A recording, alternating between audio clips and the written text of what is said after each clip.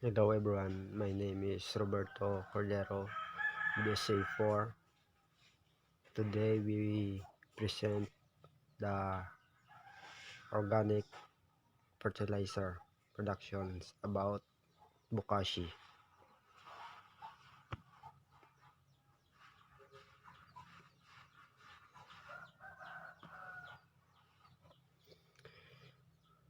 Bokashi is an organic soil amendment originally formulated in Japan, where it is widely used.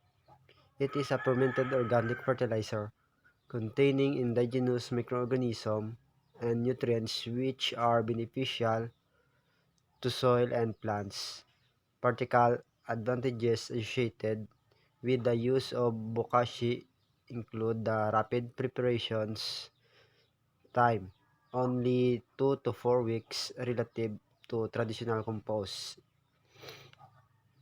and the reduced cost compared to commercial fertilizer because it is manufactured from low-cost, locally available materials.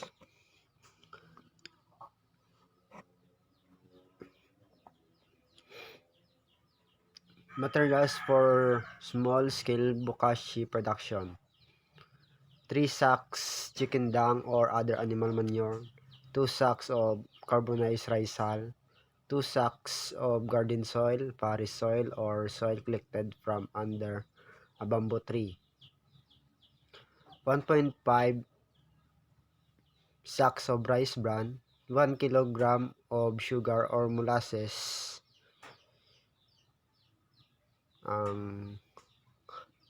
half gallon of tuba or 5 tablespoons of fermented fruit juice or FJ, pwede man nga fermented plant juice or FPJ, and 5 tablespoons of indigenous microorganism or IMO. For large-scale bokashi production naman niya, 32 sacks of chicken dung or other animal manure, 30 sacks of carbonized rice hull, 20 sacks garden soil, forest soil or soil collected from under a bamboo tree, 20 sacks of rice bran, 10 kilogram of sugar or molasses, and 8.5 tuba 8.5 liter of tuba or 1/3 liter of fermented fruit juice or fermented plant juice or FFJ or FPJ, 1/3 liter of indigenous microorganism or IMO. Procedure: select a good site for bokashi production. The site should have roof to protect the bokashi from sunlight, and the surrounding area should have good drainage to protect the bokashi from heavy rains. Mangita taon na sing lugar nga pidita plasteran sing pagano sing bokashi obra nga pwede nga makaprotect siya sa mga heavy rains. Dapat may drainage din sa kanal. It is much better if the area is cemented and located near the house so that it is safe from heavy rains and easy to monitor during the dry season. The bokashi can produce under a tree. In this case, it is important to ensure that the area does not have any stray animal.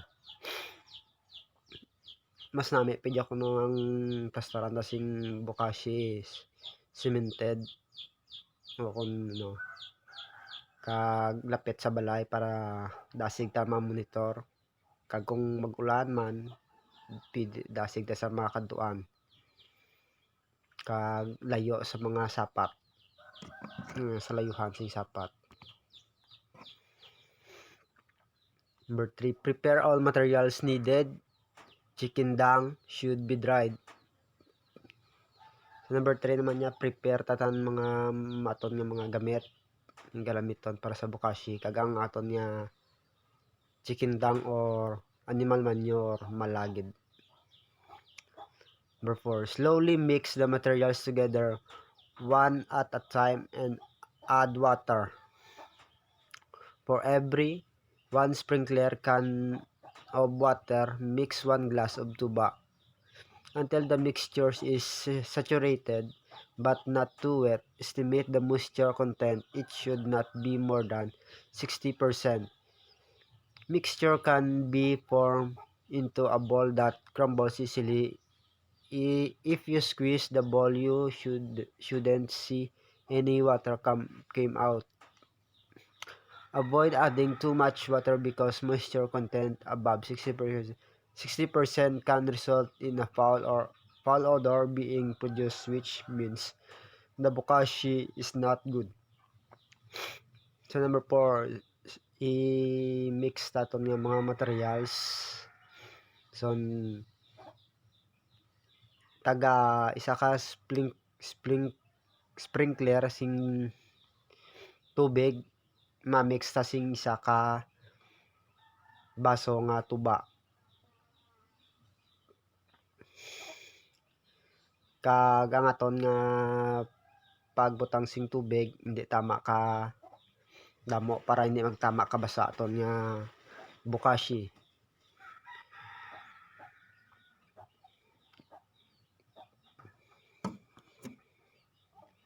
Mix the materials truly from the mixture like a pyramid and cover with sacks.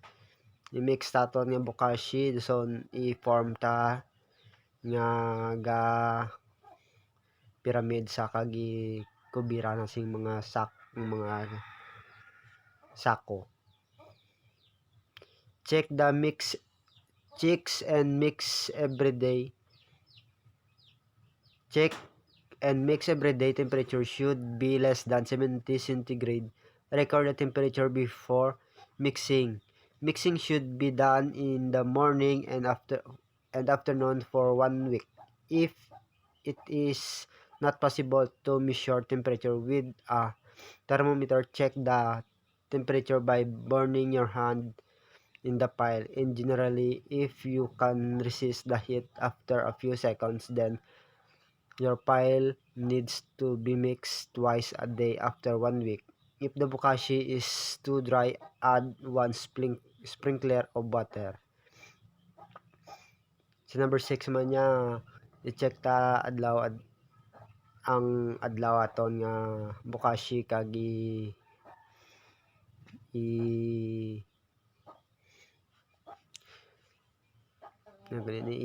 ko ng yang temperature kag i-mix sa nga mix.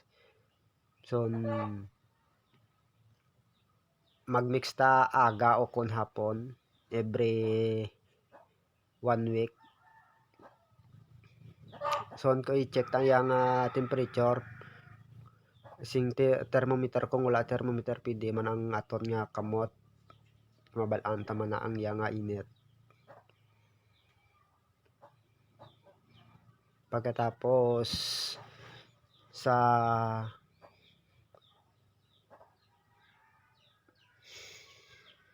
after sing kung tama ka malaton ng bokashi pwede ta magdugang sing isa ka sprinkler sing na tubig.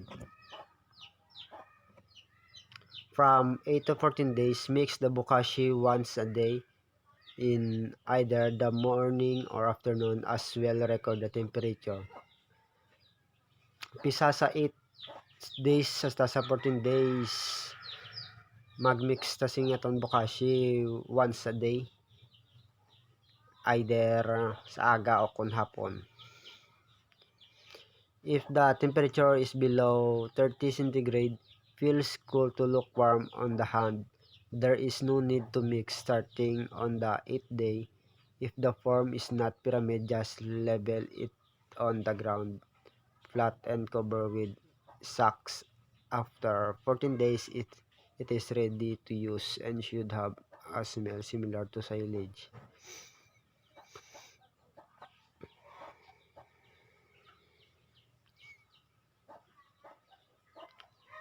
Pagka start sa 8 days kuno nga bugnaw na ang aton nga Bokashi, pwede ta na sa nga imbis kandi na napag-form nga pyramid, pwede nga i-level ta na lang sa ground tapanon, tagtabunan lang sing sako. After 2 weeks of fermentation, leave the sack on the bokashi and store it in a dry place away from direct sunlight. Mix with an equal volume of local soil and apply to fields during soil preparation.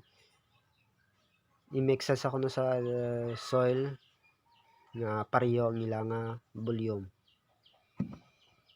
Kagi pwede ta nga di ma-apply sa duta sa aton nga ano.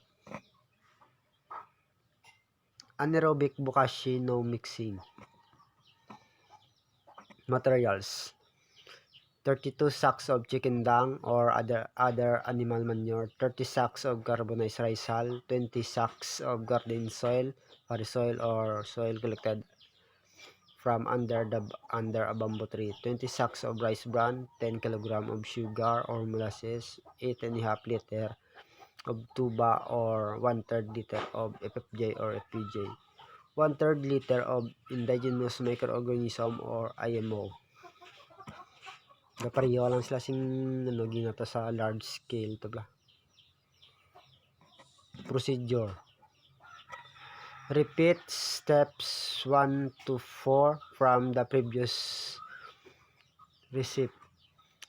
Ang number 1 ni kuno pareho lang sing procedure sing 1 to 4 nga ano ging ano ko gina. Mix the materials thoroughly, form into a oval shape and pile and cover it with plastic sheet or a tarpaulin. Ensure the pile is truly covered so that the moisture will not be lost through evaporation. Ang kagina to yaging ano to ya shape ya pyramid ar subong ya oval naman. Kag matapos sa mix nga ma shape nga oval, tabunan tanan si mga plastic or tarpaulin. Tabunan tagid sing mayo para nga ang yang moisture hindi magwa, para hindi mag-evaporate. After 3 to 7 days, the temperature will rise to 30 centigrade. After ko na sing tatlo kadlaw hasta sa 7 ang yang temperature masaka sa 70 degree. Do not touch the pile during this time. Expect to ensure that no portion of it are exposed. Hindi tapay kapon ang yang no nga pile para sa ina nga time para i-ensure ta nga wising portion bahin nga may ga-expose nga no. By the 30th day, check the moisture level of the pile. If it is too dry, sprinkle the top of the pile with the water and cover again with the plastic sheet or tarpaulin. Pagka 30 day ako no ibuksan ta, tanawon ta kung tama ka mala, ibason ta sing tubig nga gamit ang sprinkler, kag ibason ang iya nga babaw. Pagtapos sing butang sing tubig, kubiran taliwat sing plastic or tarpaulin. After 60 days, the temperature will be lukewarm. The bokashi is now ready for use and can be stored in bags. Waiting an additional 2 weeks before using the bokashi will increase its potency. After sing 60 days kuno ang bokashi ta mabugnaw na sa. So nang pagkatapos ang bokashi ito na pwede na magamit, masulod sa sako, kag ma-weight na lang, mahulat na lang ta sing duga nga duwa ka semana antes magamit ang Bokashi. Notes: advantages to the non-mixing technique include a significant reduction of labor. Daily mixing very labor intensive, particularly for large-scale production of quantities exceeding 1 ton of Bokashi. A reduction of disputes over labor. The mixing task sometimes creates tensions among participants due to the difficulties of allocating the labor and ensuring that everyone fulfills their commitment. By removing the mixing step from the Bokashi production, the decomposition process becomes anaerobic rather than aerobic. This is similar to Bokashi, which is produced in the plastic bags but different from the traditional Japanese Bokashi, which is made using cycles of heating, mixing, and cooling. Good results have been reported from both aerobic and anaerobic techniques.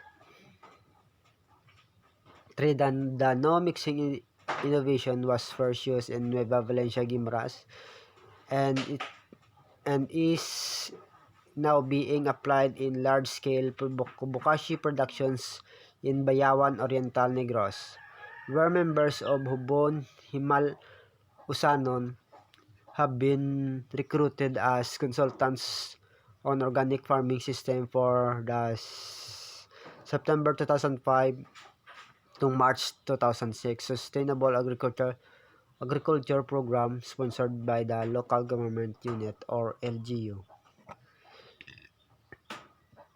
General Bokashi Production Notes: materials for Bokashi can be reduced or increased by ratio and proportion. Ang materials ng Bokashi kuno pwede ta ma-reduce kang mapasaka, mapanaog o kung mabuhi na no mapasaka yang ratio. It is possible to add the carbonized rice salts at the end of fermentation process instead of at the beginning. Kung possible maging magdugang tasing carbonized rice sal o kung ang ulay nga labang, mas mayo nga sa katapusan na kaysa umpisa. If the manure to be used in Bokashi production contains a high proportion of organic matter such as grass, straw, or leaves, then the amount of rice bran added to the mixture can be reduced in consequence. Alternate organic materials may be used to substitute for products that are not locally available. The fundamental rule for substitutions is to maintain the overall compositions of the preparation organic matter with high nitrogen content, a sugar source, beneficial microorganism, fermented alcohol, organic matter with high carbon content, carbonized organic matter or CRH, and soil.